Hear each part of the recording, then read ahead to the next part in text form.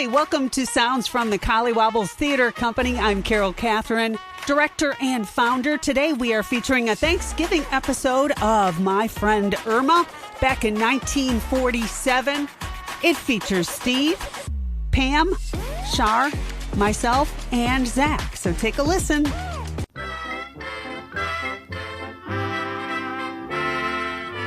For the safety of your smile, use Pepsodent twice a day. See your dentist twice a year. Lever Brothers Company presents the Pepsodent show, My Friend Irma, created by Cy Howard and starring Carole as Irma with Pam as Jane. Friendship, friendship, just a perfect friendship. When other friendships have been forgot, theirs will still be hot.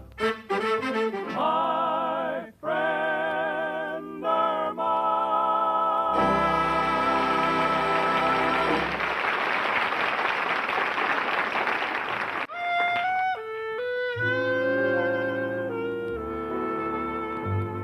You know, when a girl is beautiful like my roommate, Irma Peterson, it's all pretty wonderful. She has a lovely figure, gorgeous blonde hair, and a face that fairly takes your breath away. People wonder why it doesn't go to her head. I'll tell you why. Because there, it would die of malnutrition. Now, don't get me wrong. I love the girl. It's only that sometimes she does things that give me a groan in the dome. For instance, the other day I was reading the paper and I said, Irma? Yes, Jane? It says here that our shoreline is receding at the rate of 1 inch every 1,000 years. Gee, that's wonderful. I can hardly wait to go bathing on Fifth Avenue. Well, it takes all kinds of people to make a world. But right now, I'm too excited to even think about it. You see, I've just received a letter from Richard Rhinelander, my ex-employer, and still the #1 guy in my dreams. Jane? Yes, sweetie. Who's the letter from? It's from Richard. Richard? Oh, Jane, what does he say? I'll read it to you. Dear Jane. Dear Jane? Oh, he loves you. What makes you say that? Because he said dear. Irma, for your information, at income tax time, I get a letter from the government saying, Dear Miss Stacy. And believe me, the Treasury Department and I are not engaged. Well, you can't go around with everybody. What else did he write? Dear Jane, I am basking in the sun at the Rosemere Hotel in Palm Springs. I'll be back in New York for Thanksgiving, and I'm bringing you a Mexican serape. Oh, gosh, he's adopted a baby? Irma, a serape is a blanket. He simply mentioned the gift to show that he's thinking about me. Isn't that sweet? Yes, men can be so sweet when they're far away. Of course, I like them close, too. You can take all the blankets you want. I'll take Al in person. Oh, be still, Irma. Hey, I've got an idea. Since Richard will be back on Thanksgiving, let's you and I give a turkey dinner here in the apartment for our boyfriends. Oh, that'll be wonderful, Jane. And I'm sure Al will have the day off because it's a legal holiday and the unemployment office will be closed. Grand. Now look, Irma. It's very important that we don't say anything about this to Mrs. O'Reilly and the professor. It's been a long time since I've seen Richard, and I don't want it spoiled by their constant quarreling. So remember now, not a word. Oh, I understand, Jane. I won't mention the word turkey once. Good. I'll just say we're having chicken. No, Irma, just don't say anything about Thanksgiving. Is that clear? Well, of course, Jane. Come in.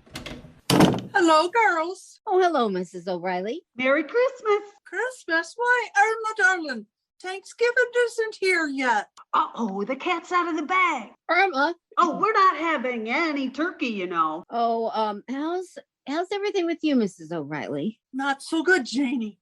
It's that Professor Kropotkin again. He left another one of his insulting notes on me door. Just listen to this.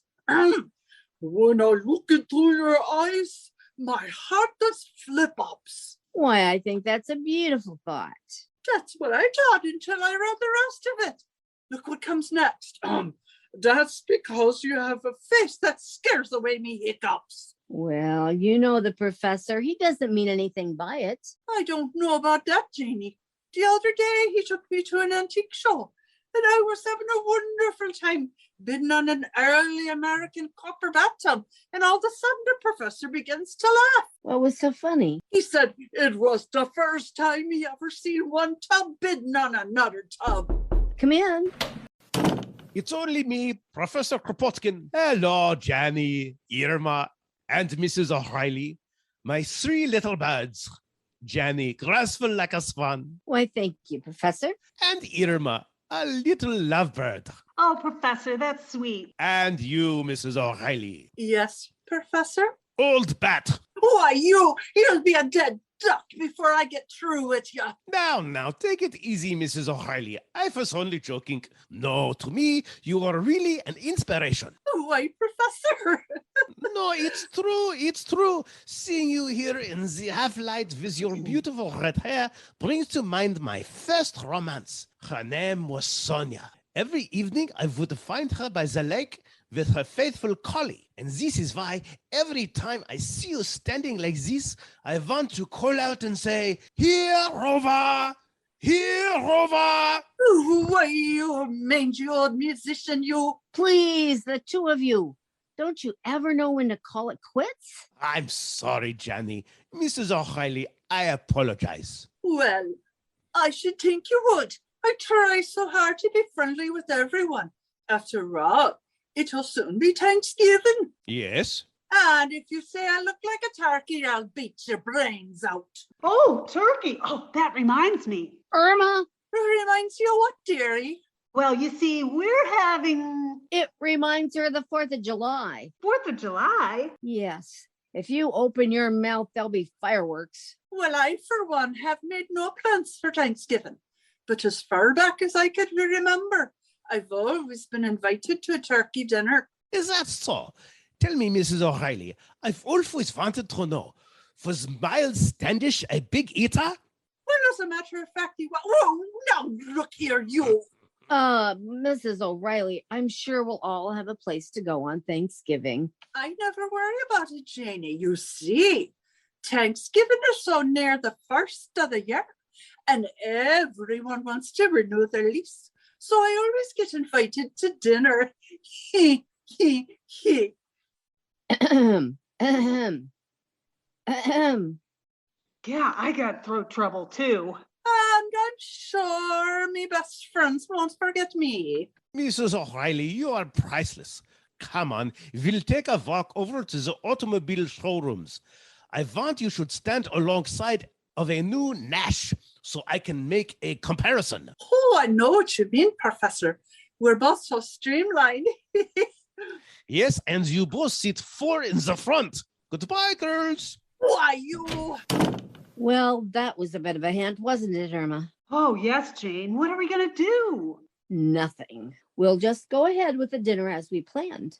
After all, we're two young girls with bows, and we're entitled to a little pleasure. Certainly. We're not married. Well, personally, I don't think the professor minds not being invited too much.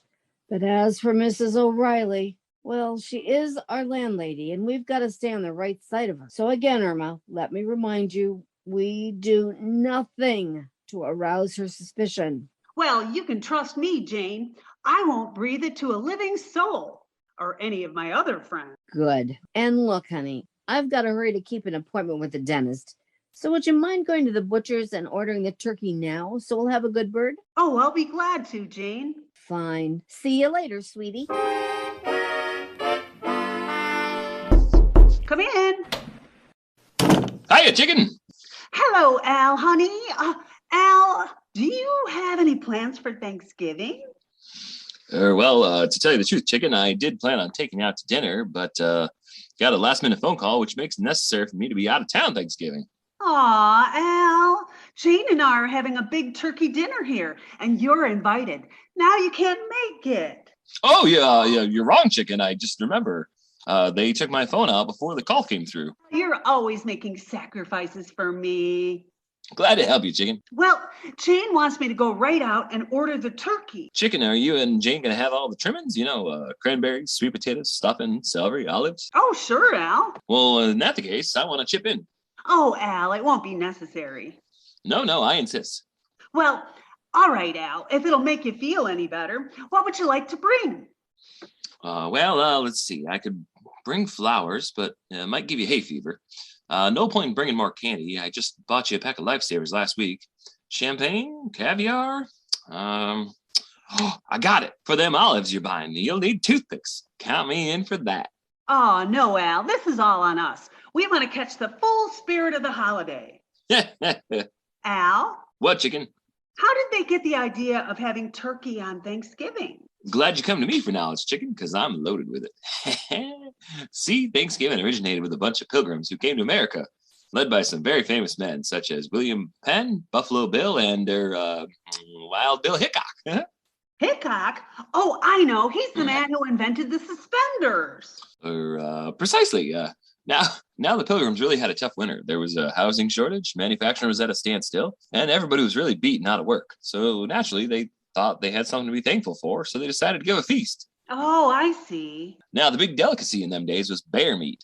So they sent an Indian guide out to trap a bear. Unfortunately, this guide was nearsighted, and by mistake, he came back with a turkey. Well, imagine that. Yeah, and to this day, if it wasn't for that slight defect in Hiawatha's vision, we'd all be sitting down to a Thanksgiving dinner of stuffed bear. Well, gee, that would have been perfect for our dinner. Then we could all have a drumstick. Them's the breaks. Come on, chicken, I'll walk you downstairs.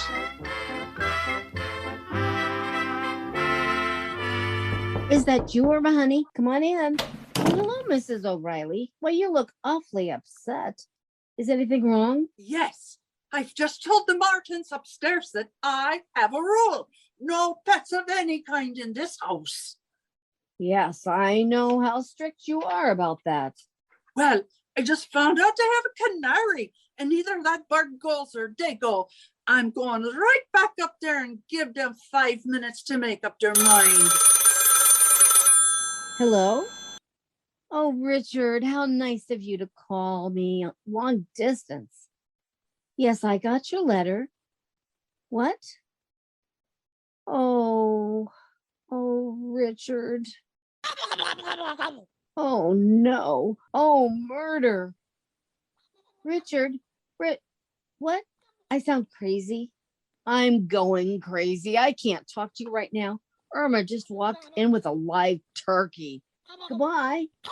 Merry Thanksgiving, Jane. Irma Peterson, how could you bring home a live turkey? Well, Jane, I was only trying to save money. What do you mean, save money? Well, I felt this one, and it's already stuffed. That's the most ridiculous thing I ever heard. Take that turkey back. Oh, I can't, Jane. The butcher said he won't take George back. George? Yes, that's his name. How do you know? Well, the butcher said, "Do you really want this turkey?" When I said yes, he said, "Well, by George, so I did." Your winning smile is a Pepsodent smile. Again and again, people have found it true. The smile that wins is the Pepsodent smile. The story of Nancy Rule proves it. Her smile won success in the fabulous world of fashion. From Kentucky's Center College, Nancy went to Chicago to begin her career in a department store. There, she won promotions and a husband. Now she's a fashion stylist for their own store in Freeport, Illinois. When Nancy presents costumes she's chosen at New York's glittering style previews, her winning smile is an important asset. Nancy said, "It's a Pepsodent smile. I've used Pepsodent toothpaste ever since I was in college. I love the way it brightens my teeth." Like Nancy Rule, people all over America have found the smile that wins is the Pepsodent smile. In recent comparison tests, thousands of people preferred Pepsodent with Irium over the brands they'd been using at home.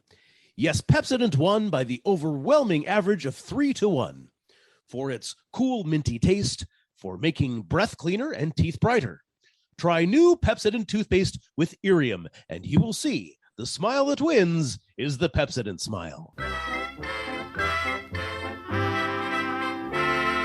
Well, I sent my roommate out to buy a turkey. It's funny, I always thought her name was Irma Peterson, but it's turned out to be Frank Buck because she had to bring it back alive. She's standing in the doorway with the turkey in her arms. She is looking at the turkey, and the turkey is looking at her, and I'm looking at both of them, and I don't know which head to cut off. Irma, what in the world made you buy a live turkey? Well, you didn't specify, Jane, and he looks so lonely. But sweetie, you know Mrs. O'Reilly doesn't allow pets of any sort in the apartment. What will we tell her? She'll throw us out. Well, we could cut a hole in the wall and let the turkey's head stick through and tell her we shot it in Africa. Irma, before I shoot myself, let me make one thing clear. There is still a great housing shortage. If Mrs. O'Reilly finds out we're not inviting her to Thanksgiving dinner and then finds out we have a live turkey in the apartment, all three of us can take a boat to Africa. Oh no, Jane, if we're going to take a trip, I'd rather get you on a slow boat to China. Irma, this is no time for joking. We're in trouble. Well, now let's see. Gosh, there must be some way of fooling Mrs. O'Reilly. I have it. I just bought a new hat, and maybe I can train the bird to sit on it, and I can say it came that way. No, sweetie. It's liable to lay an egg, and we wouldn't be able to tell it from your head. Oh, nobody but you would bring home a turkey by the name of George. Aw, see, Jane, isn't he cute? He knows his name. Look, Irma, I'm not going to waste any more words. There's only one thing for us to do. You have to kill it. Kill George? Oh, Jane, I can't. Why not? It would make him an orphan. Jane, I've grown very fond of him. Oh, for goodness sake, that's ridiculous. Gobble, gobble. You see, he just called me mother. Oh, Jane, I couldn't do it. Oh, stop dramatizing it. It's not that difficult. You just take a sharp knife and, well, you just cut off its head. It's simple. But that's murder. Oh, preposterous. There's nothing to it. Then you do it. All right. I. Gobble, gobble. What's he saying now? He wants a lawyer. Oh, this is silly. You and your imagination, you're making a nervous wreck out of me. Oh, if that's Mrs. O'Reilly, this is the end. Oh, who is it? It's me. Oh, come on in. Hello, Jane. Hi, chicken. I was just about to. Hey, that bird's a little early for dinner, ain't he? Never mind the dialogue. Al, are you a man? Well, unless I forgot to take off my Halloween costume, then yes. Why? Irma bought this live turkey, and if Mrs. O'Reilly finds out about it, we're all dead ducks. So would you kill it for us? Who, me? Nothing doing. I ain't got nothing against him. Al, don't tell me you're squeamish. Cannot stand the sight of blood. Cut into a medium rare steak one time. Almost passed out. Don't blame the steak. It wasn't the blood you saw, it was the check. Ah, no, Jane. Al has a soft heart. I know, because every time I think about him, I get the same feeling in my head. Well, thanks, chicken. But I know what to do. You see, in a case like this, there's only one man who can help us. Who, Al? Who else but... Hello, Joe? It's Al. Got a problem. Have to knock off a certain bird. What's my move? What? For a C note, one of your boys, Casual Casper, will do the job, so it'll look like an accident? No, Joe. This is a feathered bird. A turkey. What do you advise?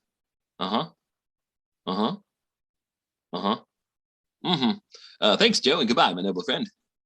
Well, your problem is solved, girls. All we have to do is spread breadcrumbs around the electric fan, and when your little turkey starts poking his head around them blades, you turn on the switch. Set the table. Oh, Al, I don't think I care for feathered wallpaper.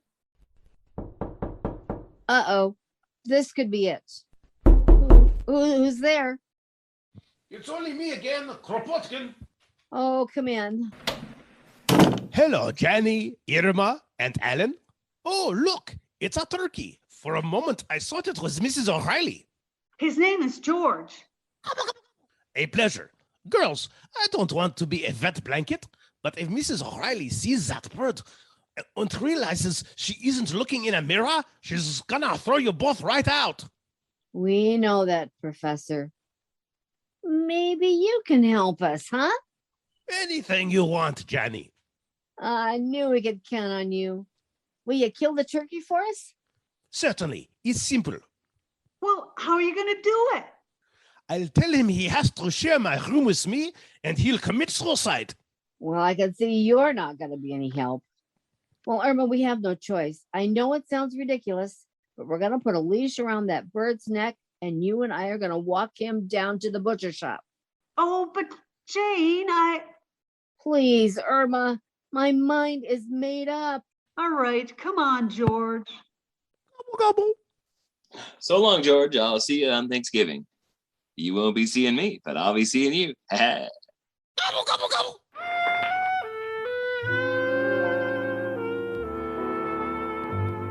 Well, we've managed to get the turkey out of the building without Mrs. O'Reilly seeing us.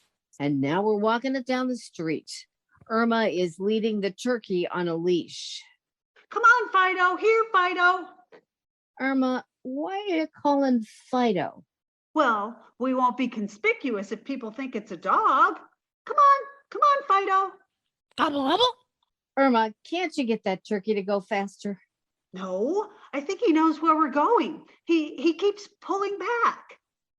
That's silly. Jane, What? he's looking at you. He is? I mean, so what? He's got tears in his eyes. It's just your imagination. Now, come on. There's the butcher's. Irma, please stop pulling on my skirt. That isn't me, it's the turkey. It is. Yes? Why don't you look at him? Oh, stop being so emotional. After all, it's only a turkey. I think I'd have no willpower if I allowed myself to be, Irma, Yes? what's he doing now? He's still staring at you and crying. Oh, this is ridiculous. We're behaving like children. Now, there's nothing to it. Come on, Irma. Here's the butcher. You take him in. I can't. He trusts me. Now see here, Irma. If you think I'm going to let a turkey make a fool out of me. Oh, Irma, What, Jane? I think he trusts me too.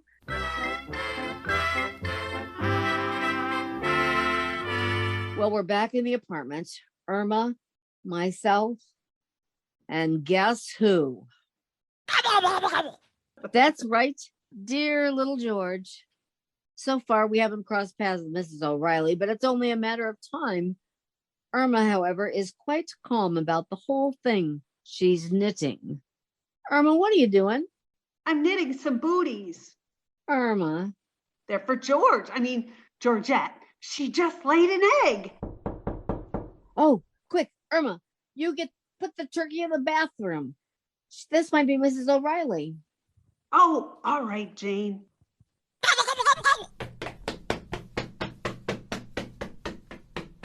Okay, he's in the bathroom. Come in. Hello, Janie. I thought you had company. I heard a strange voice. Well, that was me. You, Irma? Yes, it was her. Yes, there I go again. Irma. Irma, are you sure that's you? Yes, I have hiccups. But it sounded like a bird. Well, I had eggs for breakfast. Mrs. O'Reilly, tell me, where did you buy that lovely hat? Oh, I'm not wearing a hat. And it's very becoming. Don't change the subject. I know what's going on. You got something in the bathroom, and I'm gonna find out what it is right now. Well, Irma, get the suitcases. We might as well start packing. Oh, girls. Oh, will you ever forgive me for being so suspicious? The bathroom's empty. The sound must have come from one of the other apartments. I'll go see. Oh, and I'm very sorry I bothered you. Irma? Irma, I can't believe it. Let's look in the bathroom. Well, for goodness sake, you left the window open and Georgette has flown away. Irma, we're saved. Well, this is terrible. What do you mean terrible? Who's gonna sit on the egg?